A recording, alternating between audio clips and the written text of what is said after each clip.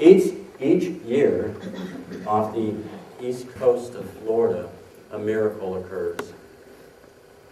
And what happens is that a certain time of the year, the giant 200-pound sea turtles crawl upon the beach and make their way through the sand and dig a hole and deposit their eggs, and then turn and struggle back to the ocean, which is their natural home. Those eggs are hatched eventually, and the baby turtles have to claw their way through the sand so that they can reach the surface. And under the cover of dark, because the predators know what's happening, under the cover of dark, with the moonlight reflecting off the ocean, they scramble towards the sea. And every year that occurs, and every year it's a miracle. On this coast, and in this area, we're very well aware of a similar miracle, which is when the salmon run. And somehow or other, just like those turtles, when it's their turn to lay eggs, they return exactly to the ground that they were hatched. That salmon does the same thing. They force their way upstream and go back to their, if you will, home. Both of those species thereby ensure the future of the next generation. Throughout all of nature, we see this truth that there is within creatures God has created an ancient instinct, this instinctual knowingness, this knowing about what they should do and where they should be when, and how it is they should live their lives and create their futures.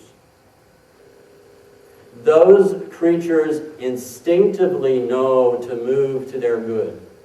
Those baby turtles instinctively know to hatch and come out of the sand under the cover of darkness.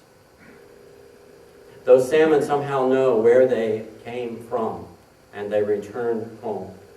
They follow the path of their good. And they don't have to talk about it. The turtles in the ocean don't look at one another and say, "What do you think about this idea?" The salmon don't have conferences deciding where they should go to create the next generation. I believe that we humans have that same instinct, that instinctual knowledge about what is good, and that knowledge that we need to seek the light. And we need to move forward in a way that allows our good and our futures. I said a little while ago, I really do hear when God talks to me. We might call that instinct. Somehow I know what it is I should do next. And I'm saying that all of us have that. Everyone in this room. We may ignore it, but it's there. And we get this absolute direction. What's amazing is how often we don't follow it. How often we allow our fears to keep us from doing what those sea turtles and those salmon do instinctually. They work their way and fight against the river's flow. They dig through that sand to reach the light. They instinctively know that it isn't always easy, but it's what they're supposed to do next. We, as humans, allow our fear to keep us from hatching out and clawing through the sand or fighting the torrents of life. We're afraid of the journey, and so often we don't become what God's plan is for us to become. Our fearful little ego selves keep us from hatching. And the truth is, if we don't hatch, we will be trapped forever. We'll be entombed beneath the sands.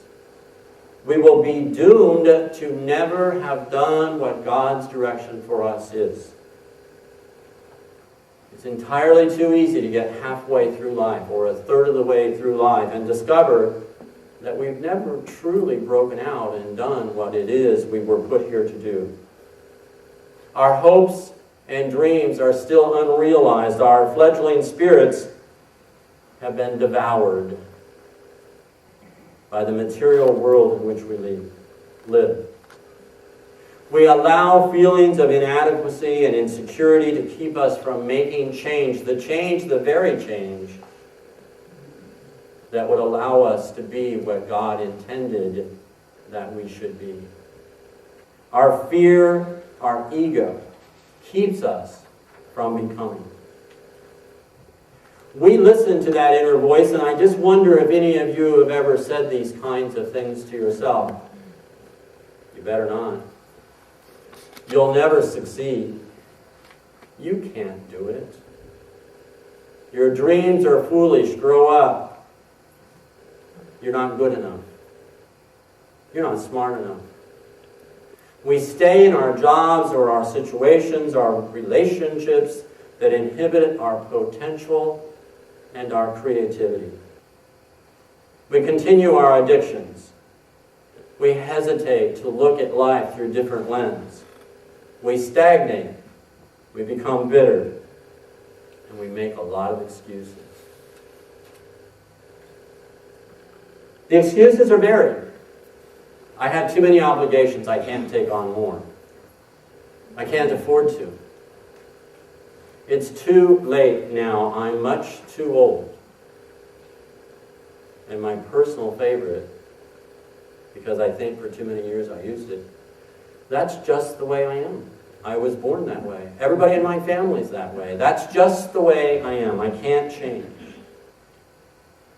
Conversely, when we begin to hatch out, we begin to realize the truth, we begin to follow our inner direction, our inner light, our inner voice, when we begin to listen to our instinctual guidance. When that happens, when we decide to put God first, when that time comes, we find out that Spirit arranges our affairs in such a way that the seemingly impossible becomes entirely possible. We begin to realize the freedom that's our birthright. We begin to achieve the things that we were supposed to achieve. We are children of God. You are a child of God. You are a child of God. And that truth guarantees that you have a mission and you have the ability to accomplish it. When we reach that point, we can really understand what the psalmist who wrote the line, we understand what he said when he said, "My cup runneth over." We understand what that was all about. If in any way in your life you're feeling cramped or caught in a shell covered with sand, and you've hesitated to follow your life, maybe you're just overwhelmed with your obligation. I have too many bills. I have to take care of the kids. I have to. It's time to replace the have-tos with God's will. If you find yourself in a position that you are using those excuses, wake up. It's time to quit making excuses. It's time to break out of the shell. It's time to get through the sand and achieve that which we should achieve. We see people so often who live in suffocating environments, that their talents are totally stifled, that what they could become is so pushed down that they never get to do what they were designed to do. This morning I encourage you to think about that. Head for your light. You know that little voice that you heard when you were a kid that says, "When I grow up, I want to"? For many of you, that was your truth. And since you were 6 or 7 or 8 or 9 years old, that spirit was telling you. Think about that. When I was in and did therapy, I used to ask people all that.